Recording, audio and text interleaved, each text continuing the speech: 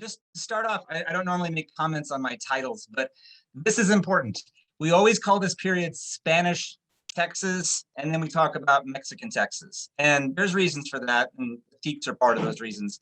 But really, it remains Indian country throughout most of this period, especially during the Spanish era. So when I say Spaniards and Mexicans in Indian country, what I'm trying to refer to is power in the territory. It's really with the American Indians in the region, particularly the Comanches. All right. So last week, we talked about the geography of Texas and how it shaped where the different Indian groups in Texas went to and how they adapted to their particular geographies and the strengths and relative weaknesses that they had as a result of that. And then we talked about how the Spaniards came in and oh so desperately wanted to convert the Indians into Spaniards, right? This is how the Spanish tried to establish a long-term presence in the region using the mission system. One of the things that we talked about is that I think it's important to express for our students is that the mission system, again, was much bigger than just trying to convert the Indians into being Catholics. It was about converting the whole Indian into being a Spaniard, right? And that is why it failed time and time again, because the various Indian groups never wanted to become Spaniards. They didn't want to, the Caddos had no interest, as we saw in the 1690s and then in the 1700s. The Comanches didn't want to, the Karankawas didn't want to, the Apaches had no interest whatsoever. And so when we talk about the Spanish efforts during the 1700s to get a permanent settlement in the region, it really hinges on their relationship to all these different Indian groups and their efforts to create missions that will convert them and then hopefully long-term lead to a strong Spanish settlement in the region. And we've talked about all these different places that missions were set up, San Saba in 1757 being the best example, and they all failed. Every one of them failed. So much so that by the time we get to the 1790s, early 1800s, the Spanish have finally given up on the mission system. They've thrown it away, and they're not going to do that anymore. And that's where we're picking up our story today. And what the Spanish have done since they get rid of the mission system is they've got to figure out another way to make peace of some sort with the Native American groups who control most of the territory. So they switch to a more tried and true method of making peace. They just start bribing the different Indian groups. And the way the Spaniards do this is they give up the missions. What they do instead is they pay tribute to the Comanches or the Apaches or the Caddos or whomever. And so usually a couple of times a year, but every year the Spanish would bring up trade goods up through Mexico City, and it would come up, you can see this map here, you can see the long route that would have to take up through Saltillo, Monclova, or Monterrey, make its way up to San Antonio. And then the Comanches knew if they came in January, they would get paid essentially. And from the Spanish perspective, this was a much more efficient system because it meant they would not get raided, they would not get killed. And the Comanches thought this was a much easier system as well. And so it bought a relative peace by the time you get to 1800, short term, but a relative peace, right? But as we know, things don't work out for the Spanish over the next 20 years. Between 1800 and 1820, the Spanish position in Texas doesn't get stronger, it gets a whole heck of a lot weaker, right? So the question is, and this is how I'm framing this section as our essential question, how did American Indians contribute to the collapse of Spanish power in Texas? They make a massive force in that big collapse that happens between 1800 and 1820, okay? So how did this happen? Well, first, the reason the Spanish are so weak when 1800 dawns is again because the Indians in the region are the ones who are really in control. So by 1800, you really only have 3 settlements in Texas that the Spanish are holding on to. You've got San Antonio, which has 1,500 people or so. You've got La Bahia, which will later be Goliad, is about 500 people there, more or less. And then East Texas, of course, you have Nacogdoches, has about 800-ish, right? You add all that up, and then you round up generously, and you've got maybe 4,000 Spaniards in the region, right? Contrast that to, you have 30,000, at least 30,000 Indians in the region, right? So this is still very much Indian country, and the Spaniards are holding on by their teeth. But then things are about to get a whole lot worse for them being the Spanish, because it's exactly at this moment that the Mexican War for Independence breaks out, starting in 1810, all right? And even if the Spanish had wanted to forge better relationships with the Indians in Texas, it would have been very hard to do so because the War for Independence breaks out, right? And I'm sure you guys talk a little bit about that in your classes, and I'm not going to get into the causes of the Mexican War for Independence because it's really complex. It's really interesting. But it's important to emphasize, I think, in our classes that the War for Independence in Mexico from 1810 to 1821 brings an enormous amount of violence to Texas, and it really makes it harder for the Spanish to combat the Indians, and it makes it strong, the Indian position in Texas, much stronger, and pushes them much more towards raiding and violence in two particular ways. All right.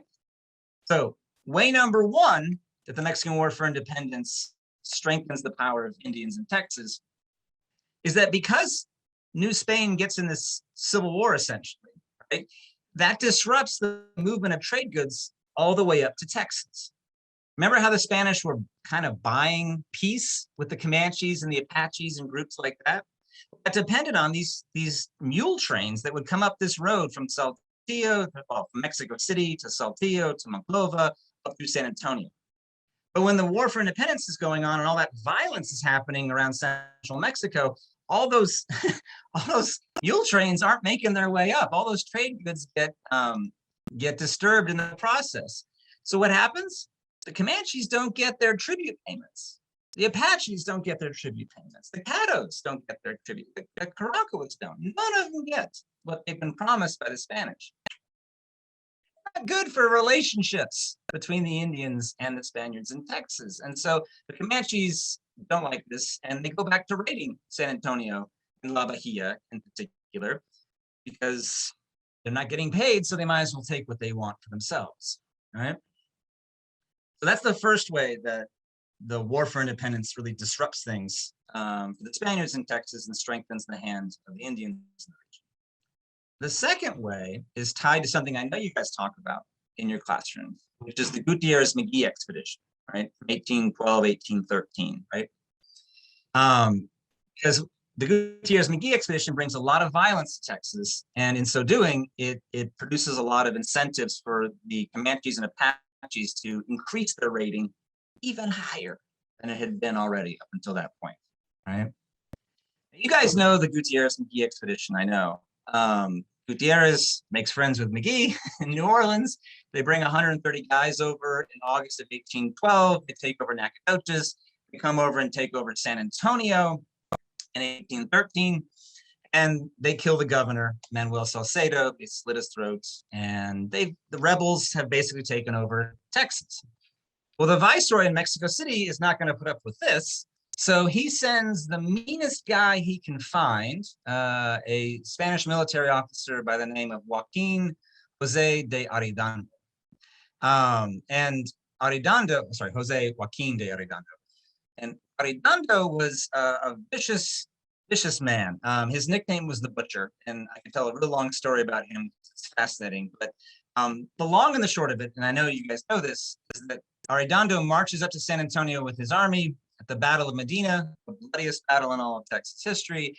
He defeats the rebels outside San Antonio, and that's usually where we end the story. But where we need to take it a little bit further is that Arredondo then, he goes into San Antonio and kills about 1,000 of the Spaniards who live in Texas, often called Tejanos. And another 1,000 Tejanos leave Texas to get away from him because they're afraid they're going to get killed. And they run down and ride horses down the Camino Real, down to Nacogdoches, and eventually into Louisiana. Literally the whole town of Nacogdoches just abandons Texas because the Spanish royal forces under Arredondo are killing everybody, all right? That's important context because what happens is when the Spanish reclaim Texas after the Gutierrez-McGee expedition, they kill 1,000 Tejanos and they run another 1,000 out of here. That means if we had 4,000 Tejanos in 1800, now we're down to 2,000 in 1813, 1814, which means the Spanish position in Texas has been cut in half, right? It's half as strong as it was. And then Arredondo just because he doesn't like rebels, he then confiscates all the weapons that he can find amongst the Tejanos in San Antonio, and he takes them with him when he retreats back to Monterrey, right? Which means the Spaniards in Texas now, there's half as many as there used to be, and they are pretty much unarmed, right? Why does that matter?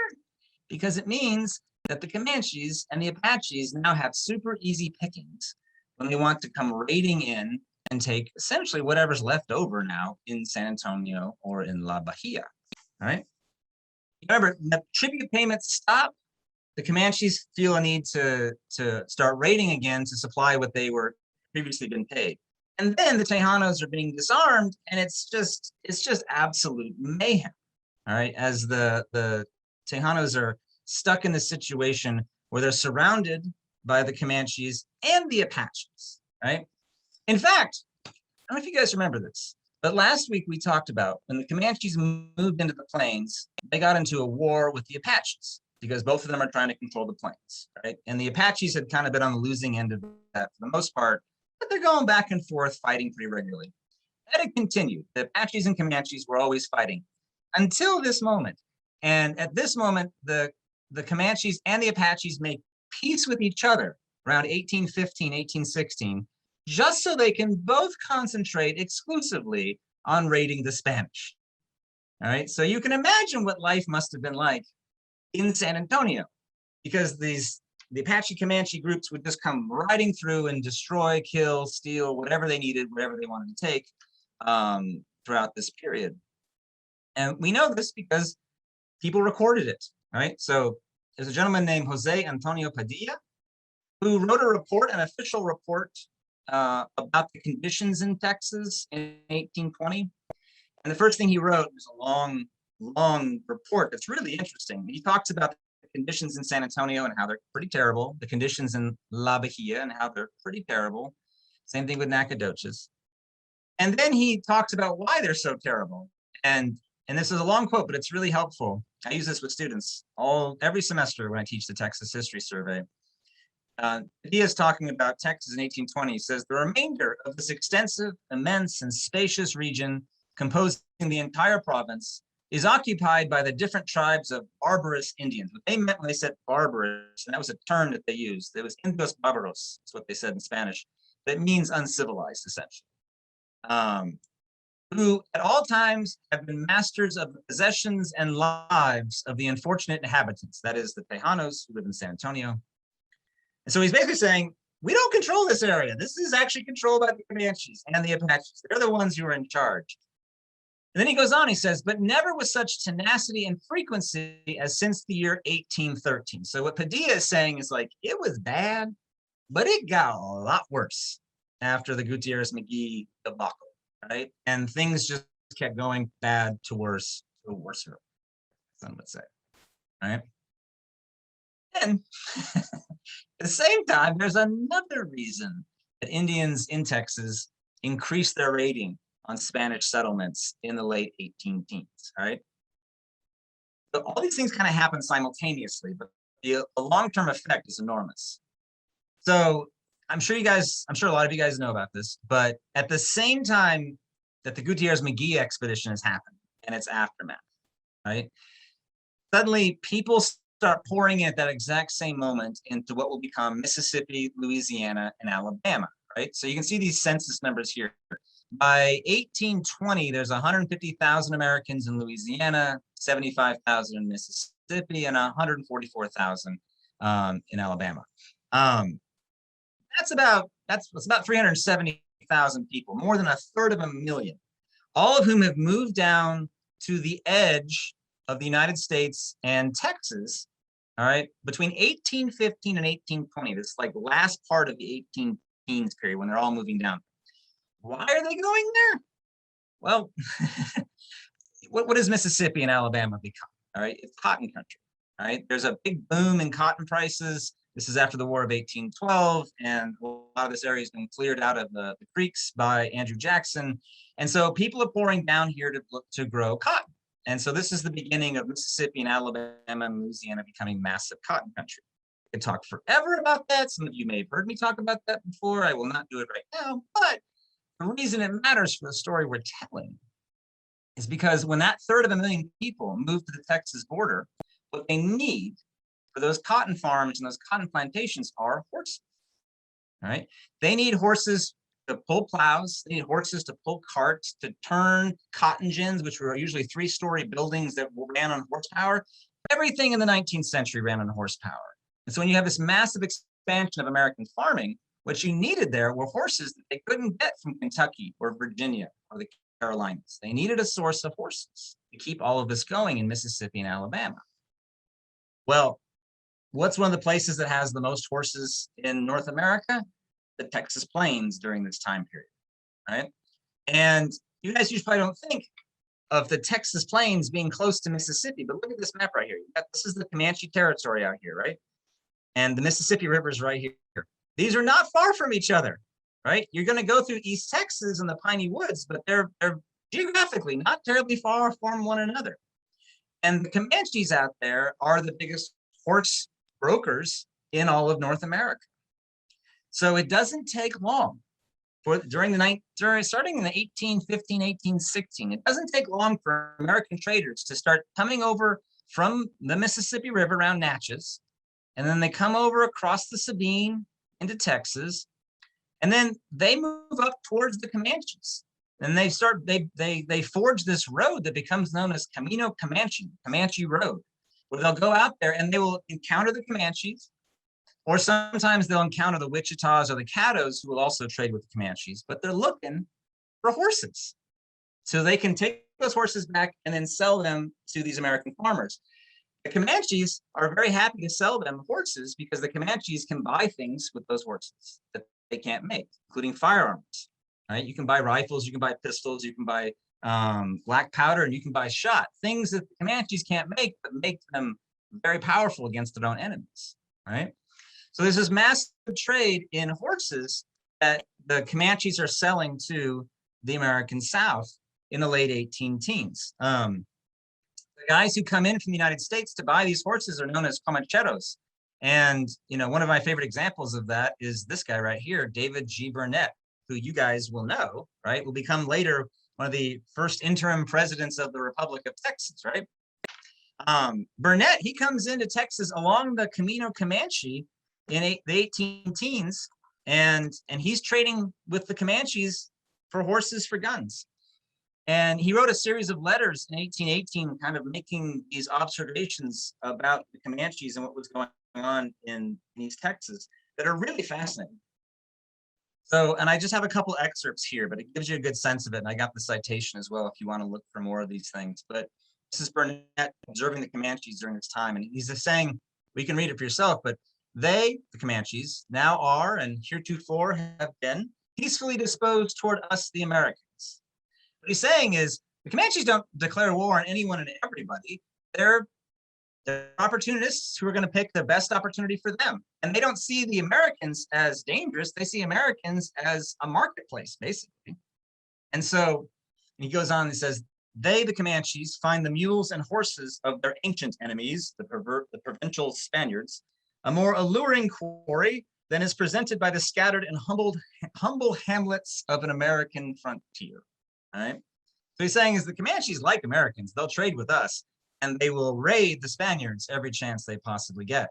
And when we say raid the Spaniards, we mean they're raiding the Spaniards on a massive scale, right? He estimates, you can see right here, that every year they're probably stealing 10,000 horses and mules from the Spaniards. Think about that for just a second. 10,000 a year is Burnett's estimate of the massive amount of trade that's going on here. What does that mean?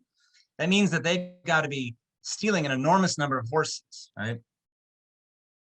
There's a few more quotes here. I'm not going to read these to you guys, but they're going to be on the PowerPoint, which will be up on Google Classroom. He made a lot of other observations about the Comanches that are really interesting that I think students would really react to. My own students definitely do, where he describes how used to horseback riding they are, the kinds of things they carried on themselves, the kinds of weapons that they used, things like that. That is pretty engaging stuff. What's fascinating about this is that the Comanches are raiding San Antonio, they're raiding La Bahia, and they're raiding into northern New Spain, to Monclova, Saltillo, Monterrey. They're tearing up all these places to get horses and mules and send them over to the United States. And they're tearing things to absolute shreds, particularly San Antonio.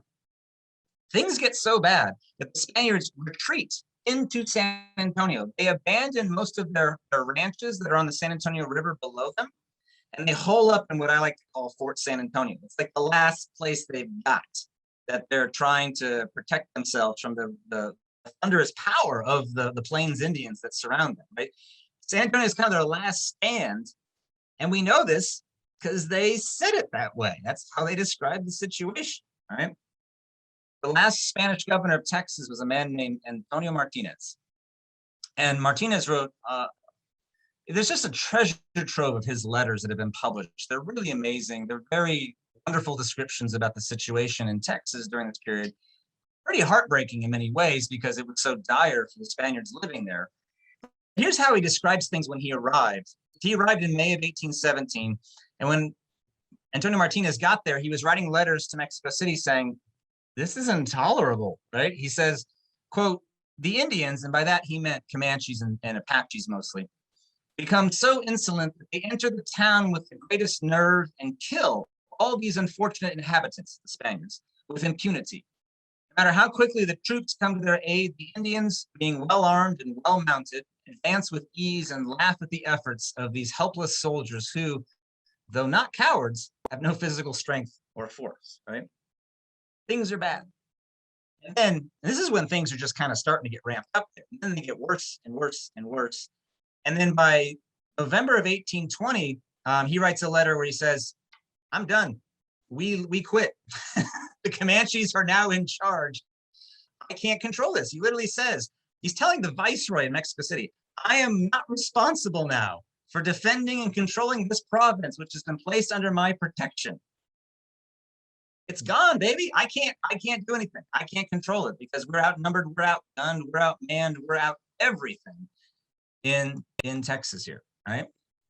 So when we get to the question, how did American Indians contribute to the collapse of Spanish power in Texas? They're at the absolute very center of it, right? They are the epicenter of it. And it's because of these forces that are coming both from Mexico City and from the United States. The Mexican War for Independence disrupts trade, that makes it impossible for the Spaniards to give a tribute to the Comanches and Apaches that they were supposed to. And then the violence that comes in from the War of Independence makes the Spaniards in Texas all the weaker. And then all these American planters who need horses are paying basically the Comanches to do all this raiding that just drives places like San Antonio into the ground, right? That will lead us to 1820, 1821, when Mexico becomes independent.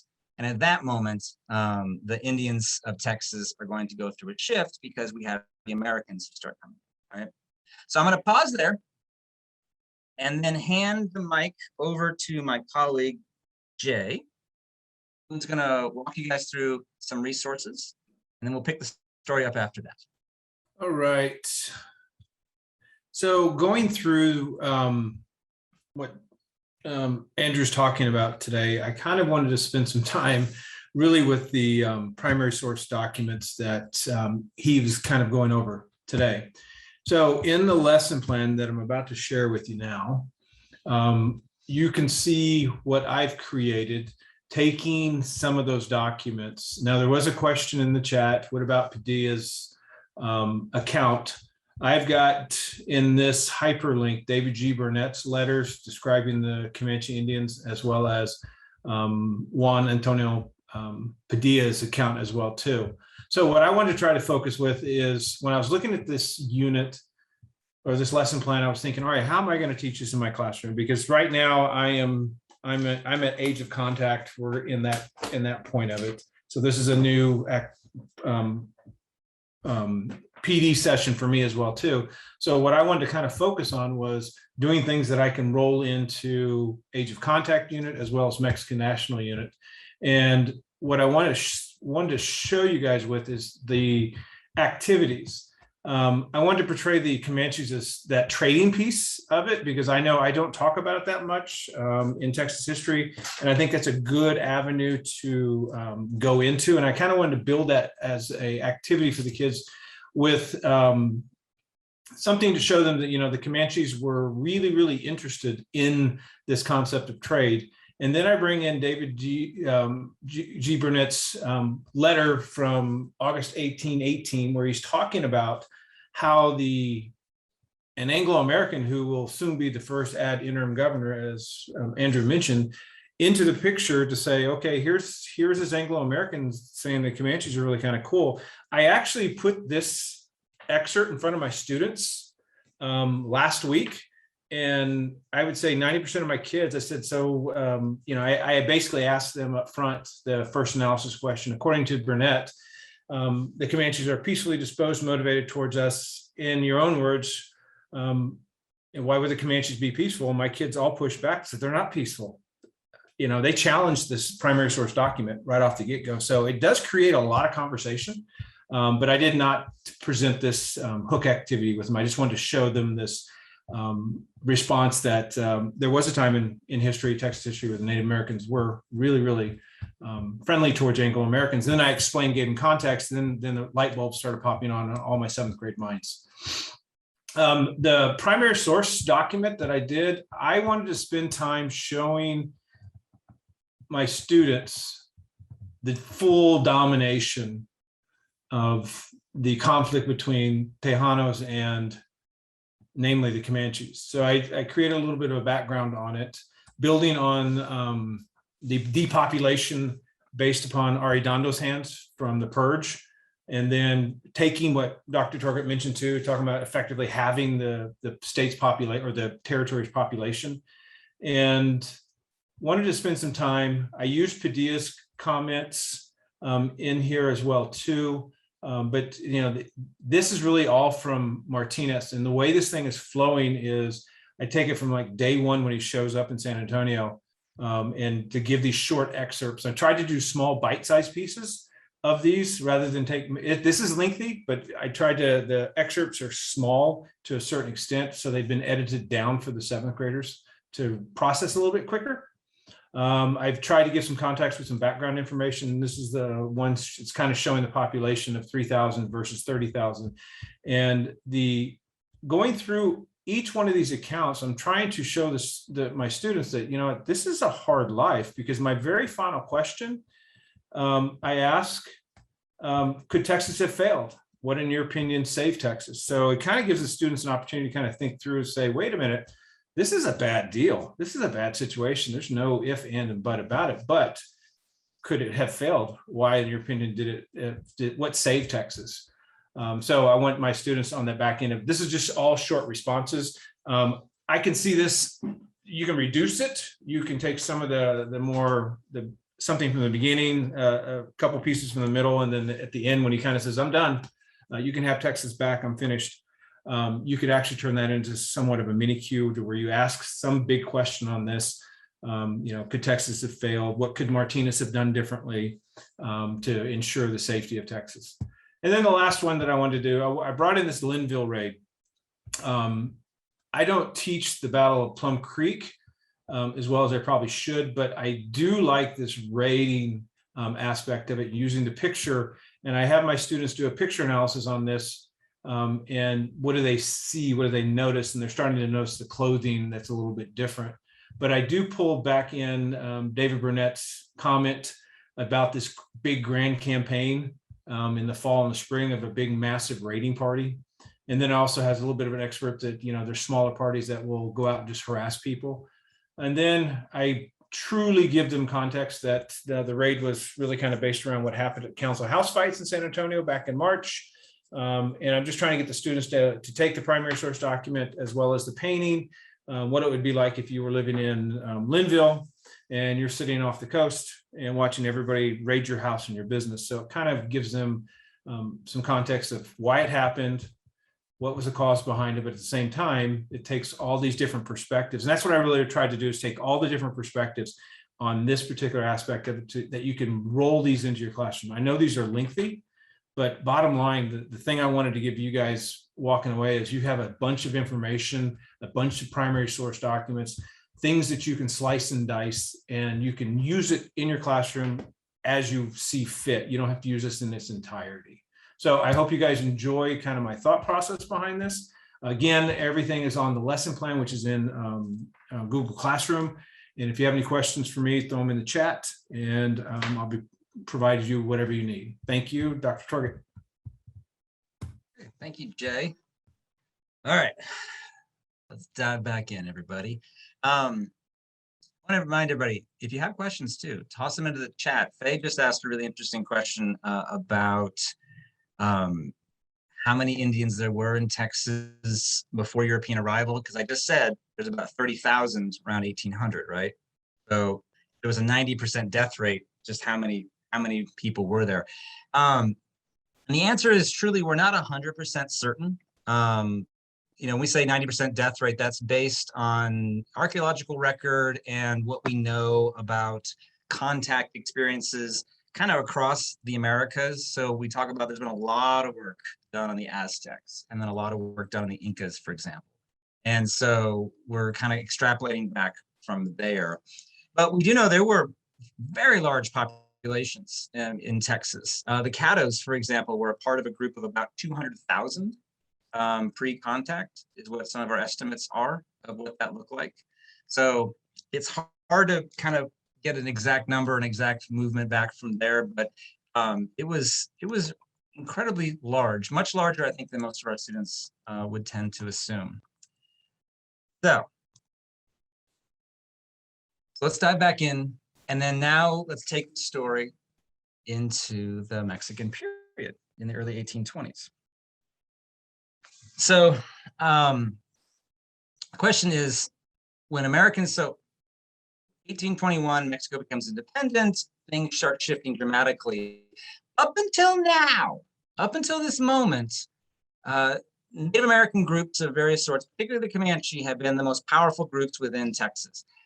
That will continue to be true, but the arrival of the Americans will challenge that situation. And this is the beginning of a big shift, and it'll really shift next week when we start talking about the Revolution, the Republic, and everything that happens during that time. But the 1820s is when this starts to shift because of this movement in of Americans into Stephen F. Austin's colony. So my central question that I'm using to frame this section is, how did, and this is what I ask my students to think about as we're talking about this, how did the arrival of the Americans, how was it that they changed the situation for American Indians in the region, right?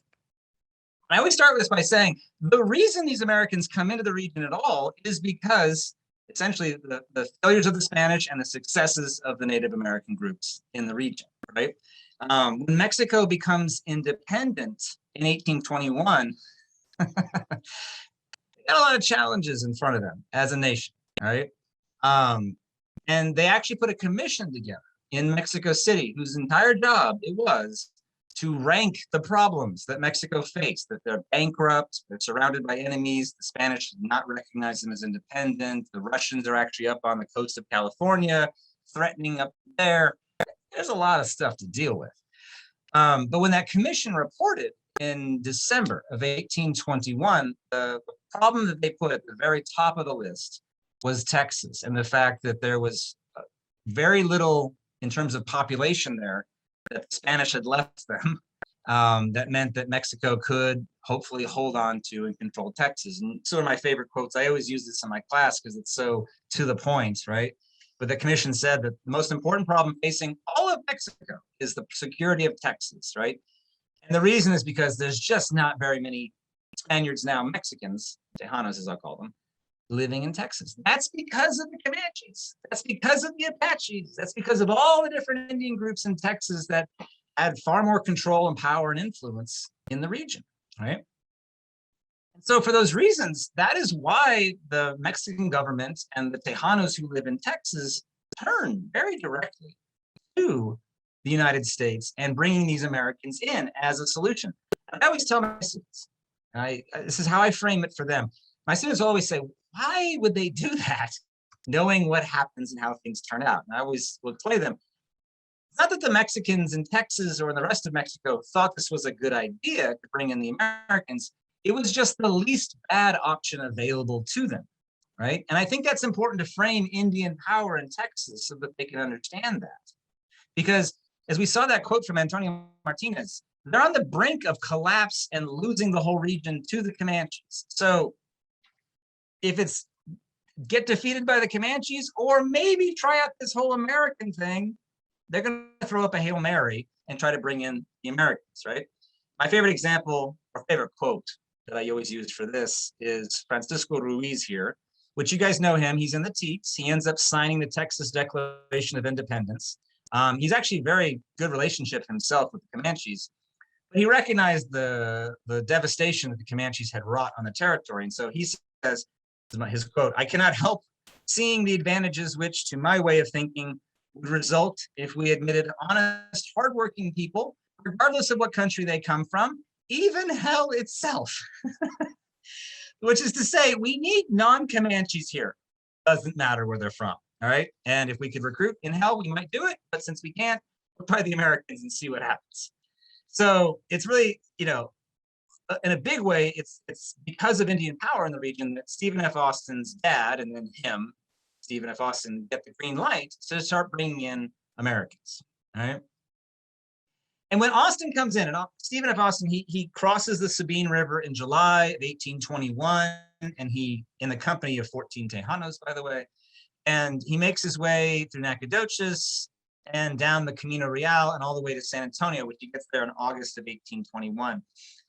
Along the way, he kept this fascinating diary. And if you've never seen it, it's been published, it's online, it's in the portal to Texas history. I highly recommend it, even if you just, as a history nerd, want to read something cool. It's really fascinating. But he kept track of a lot of things. And along the way, he didn't really encounter any native groups as he's heading towards San Antonio. But after he gets the green light in San Antonio to get started, he makes his way down towards La Bahia. And then he heads from there over toward what will become his colony along the Colorado and the Brazos rivers. And so what it means is he's down here along the coast, he's in Karankawa territory, right? And so he encounters the Karankawas just a little bit outside of La Bahia. We know this because he wrote about it in his diary. And what happened was, as he was down there scouting, one day he's out there just kind of in the brush, riding around, and then all of a sudden pops out of the brush, there's about 15 Karankawas who are a part of this group called the Cocos.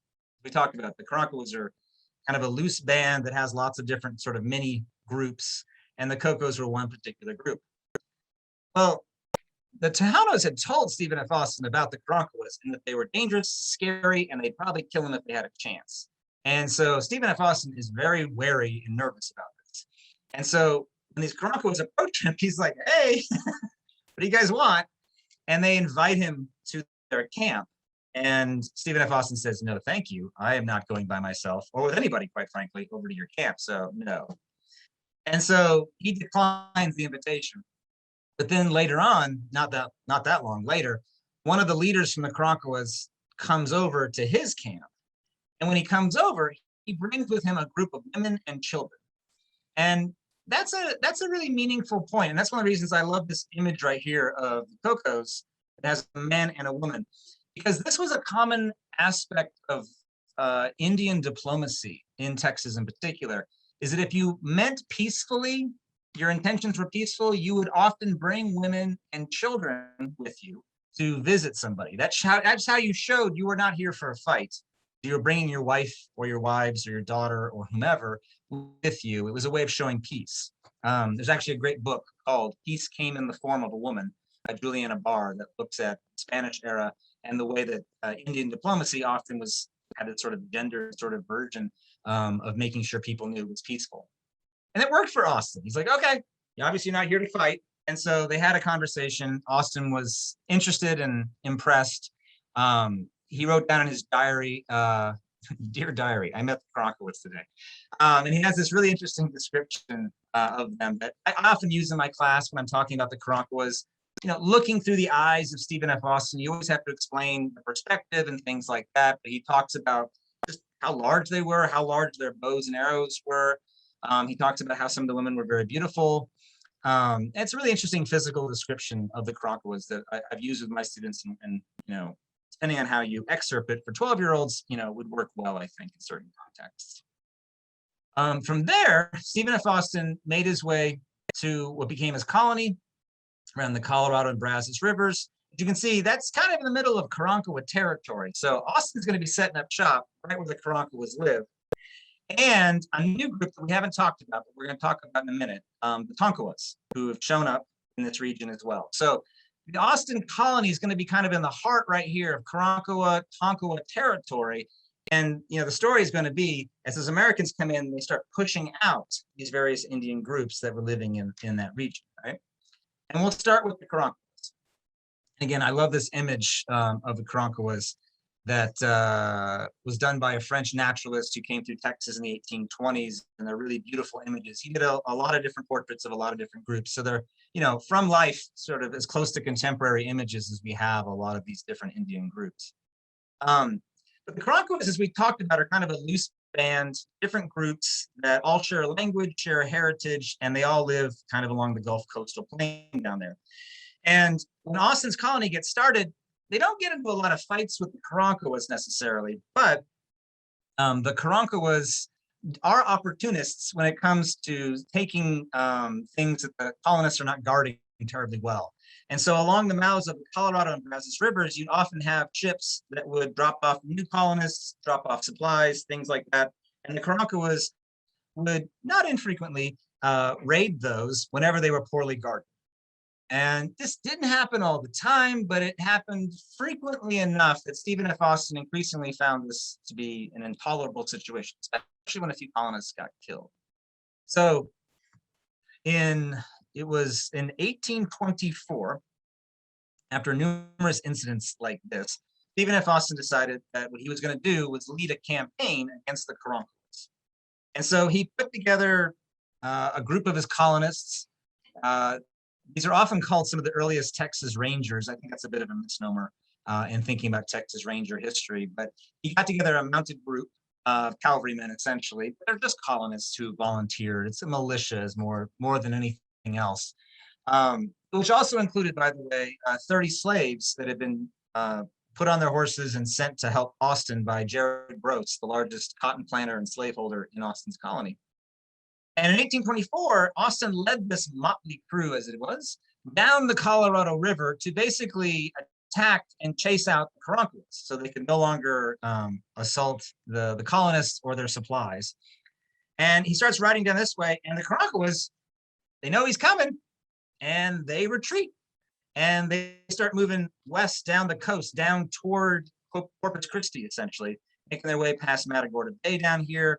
And they're just kind of trying to keep ahead of Austin and his colonists, who are, much better armed than the Karankawas. The Karankawas did not have a whole lot of firearms. All the colonists had plenty of firepower underneath them. So the Karankawas were terrified of what this fight would result in and probably killing a ton of them.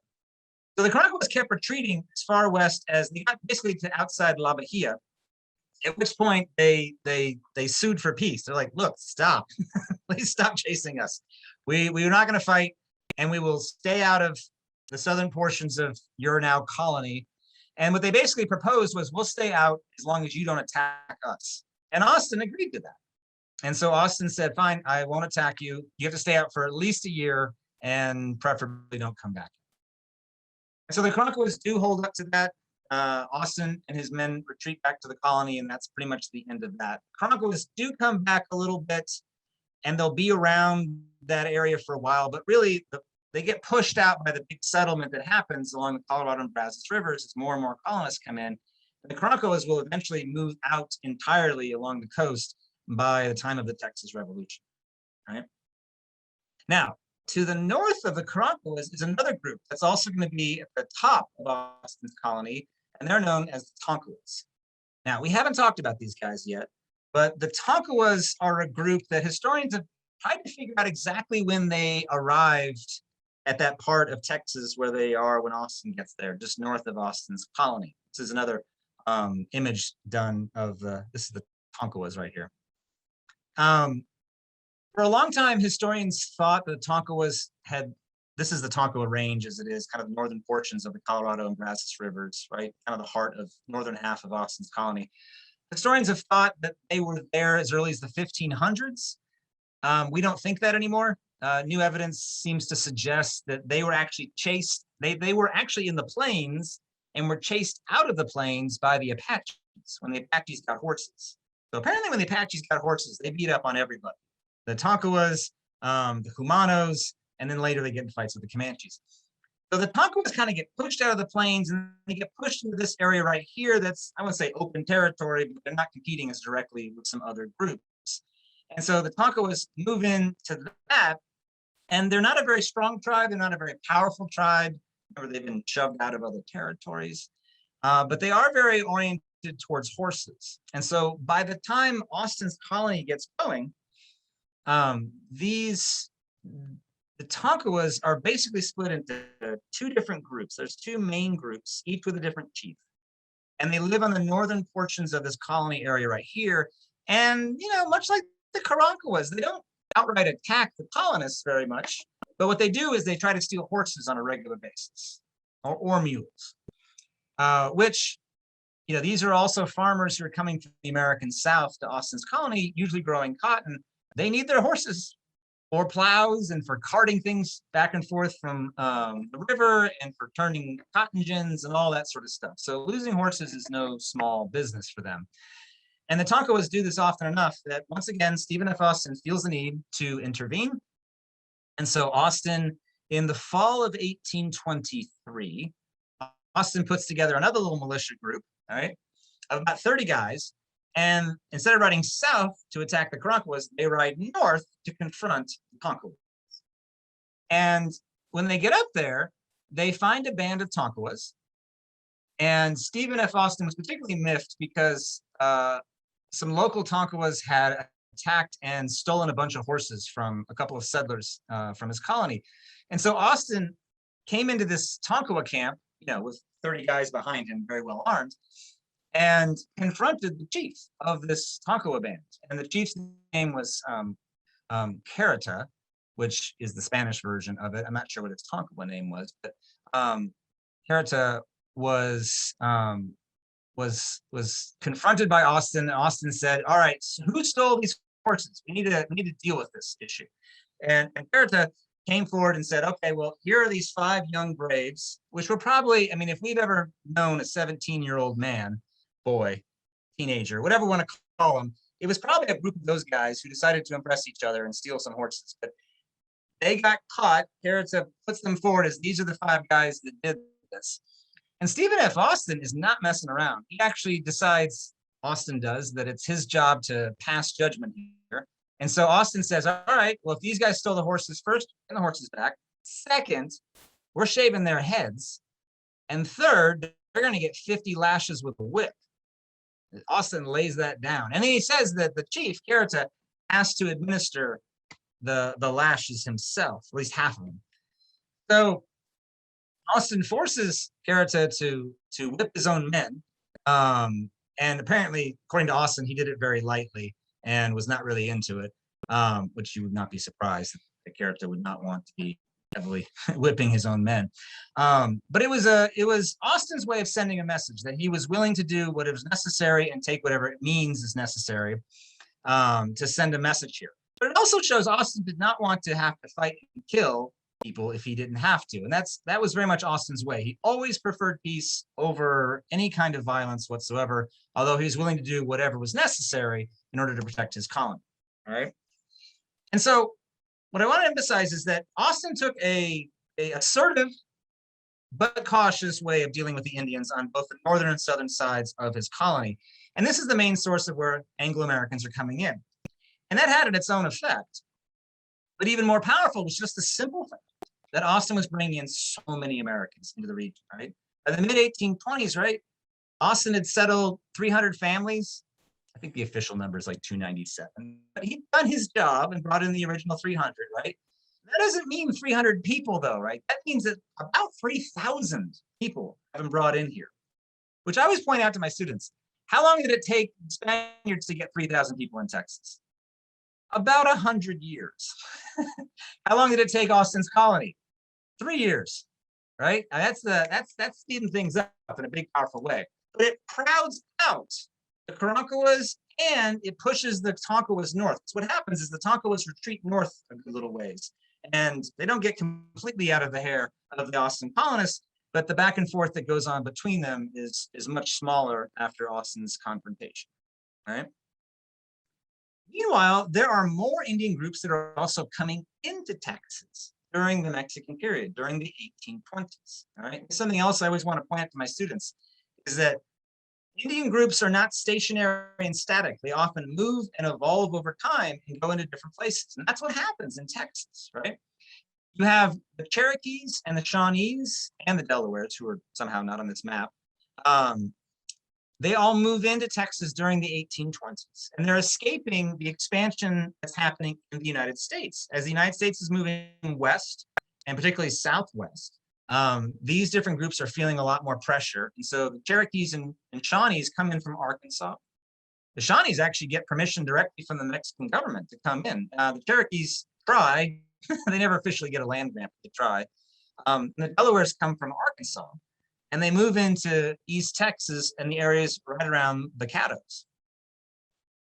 Fortunately for the Shawnees, Cherokees, and Delawares, the Caddos turn out to be great neighbors and are very accommodating. And so there's not a lot of fighting and back and forth between those particular groups. But they're moving into this eastern portion of Texas at the same time that the Karankawas and Tonkawas are being moved out. So there's all this shifting, right, that's happening on the landscape in different ways.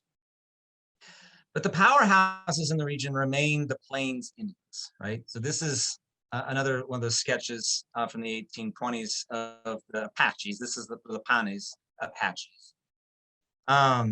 And of course, the Comanches out there on the plains who, you know, they brought down their rating a little bit in the 1820s because they're trading more with the Americans, and then it'll ratchet up again in the 1830s as they attack San Antonio and La Bahia a little bit more. But the Comanches and the Apaches were very careful about who they were attacking and who they weren't. And they made distinctions between all those things, which is something Jay was talking about earlier. One of my favorite examples of that is, once again, Stephen F. Austin here. And you guys know he goes down to Mexico City, right, in 1822 to make sure that things are approved in Mexico City for his colony. And so when he does that, he leaves San Antonio and he's riding south. He goes 2,000 miles on horseback on this trip, right?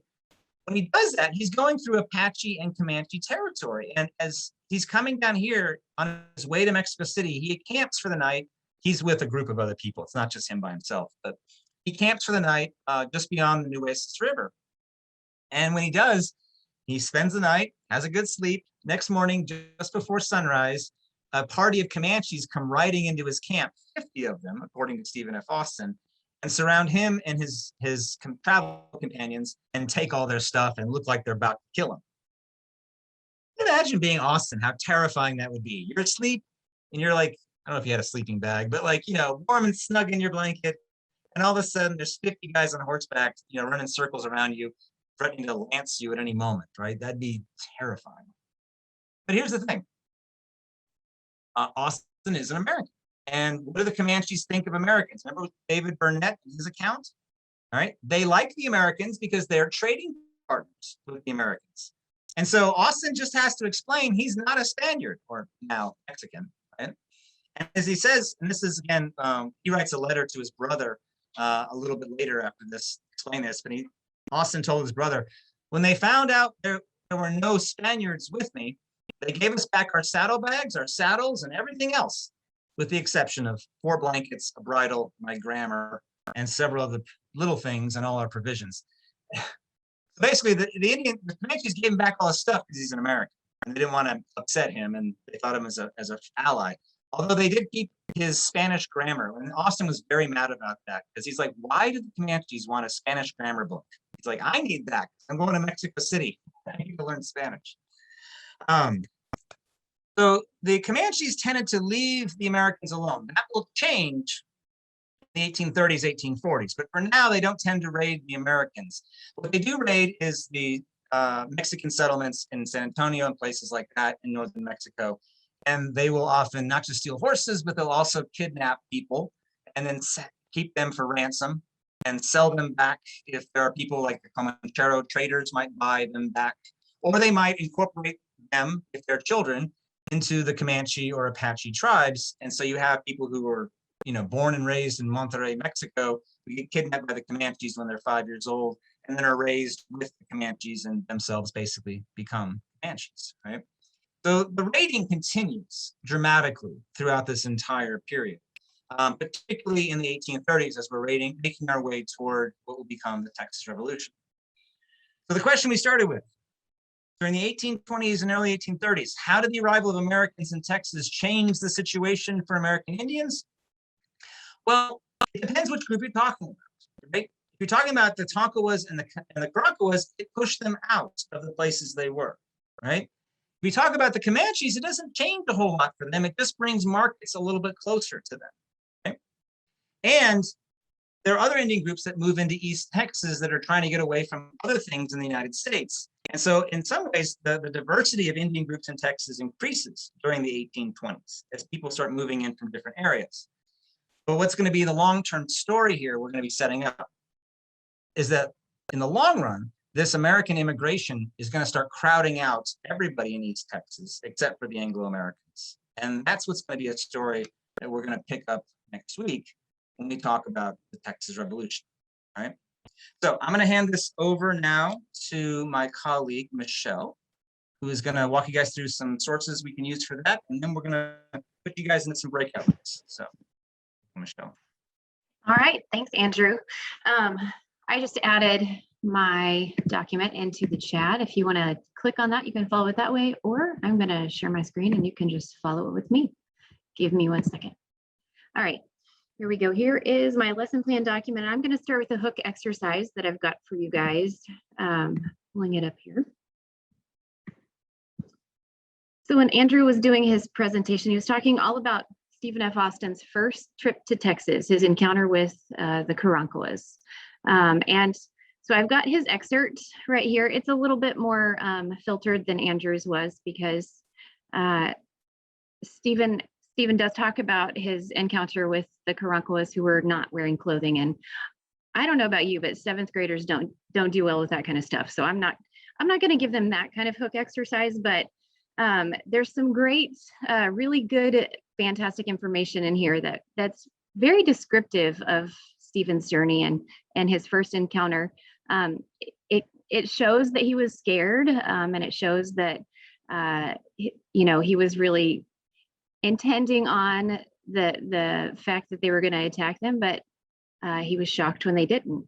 So scrolling down here, I've got a few questions. So this is a little bit of a document analysis. So we're going to start out. I always have my students analyze every single document that I give to them. And so there's just a few, like 3 little analysis questions.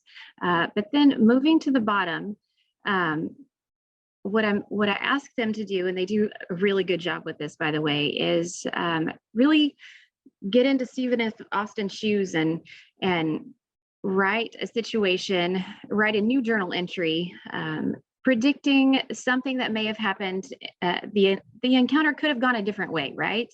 And Stephen says that in his journal. He says, listen, like they're really friendly, but I know that the Karankawas have killed people. And so I know it could have gone a different way. So this is where the students get to be creative and write about a possible different outcome for this situation. And I will say, I always encourage my students to be involved in documents in that way, because it makes it a little bit more personal, and it gives them a little bit more ownership of the content. So that's the hook exercise. Moving on to the primary source analysis. This is a little bit of a different perspective for the primary source analysis. This is a compare and contrast opportunity. What I'm asking my students to do is compare and contrast a letter written by Stephen F. Austin, really outlining his response to the Indian policy of the Mexican Empire. So they're gonna analyze this Indian policy and see exactly what the Mexican Empire is setting up to preserve, protect, and just to preserve and protect the Native Americans in Texas. When I give my students a legal document like this or a government issued document, we always talk about how it looks really good on paper, but I always ask them to check it, You know, it looks good on paper, but is this something that they're following through with, or that the citizens of the land are following through with? It turns out Stephen F. Austin was following through with it. So his excerpt of his letter is over here. And then the analysis questions really ask them to go back and forth between the documents and take a look at how Stephen is actually following through with Mexico's Indian policy. And then I've got a little bit of an excerpt at the very bottom for discussion questions. And then this is where students kind of do the what if thinking. And they're involved in that way. So that is the primary source document analysis. And let's take a look at the exit ticket. So Andrew was talking about the land grants that the American Indians went to Mexico and requested. This is one of the situations when this particular group of Indians sent Richard Fields to Mexico City to request a land grant. Mexico basically just ignores him and says no, but they didn't say no, they just kind of left him hanging a little bit. And then somebody else goes to Mexico City and says, hey, you know, our diplomatic chief, Richard Fields, he came and talked to you guys. And then they said, well, we don't even know who Richard Fields is, and pretend like he wasn't even there. And so Richard Fields gives this speech to his people and says, hey, listen, I went peacefully. I asked for a land grant. We were denied. The Mexican government pretends that they don't know who I am. And now it's on. And so with this document, I really want my students to realize, like, what I'm trying to have them realize is that most of the American Indians were not here and sitting and waiting on Americans to get here and fight. They were here to protect their land because the land was theirs. And so really, this is one of those pieces that's eye-opening for my students in a very big way. You know, it really outlines the fact that this is the land that we want, and we want to go get it and keep it. But Mexico is not following through necessarily with their end of the bargain. And so I'm willing to fight. They're willing to fight for their land to keep it. And so there's some analysis questions, only 3. It's a very short exit ticket. And again, the students respond really well to this, and it does a good job of letting their perspective shift just a little bit to the reality of this.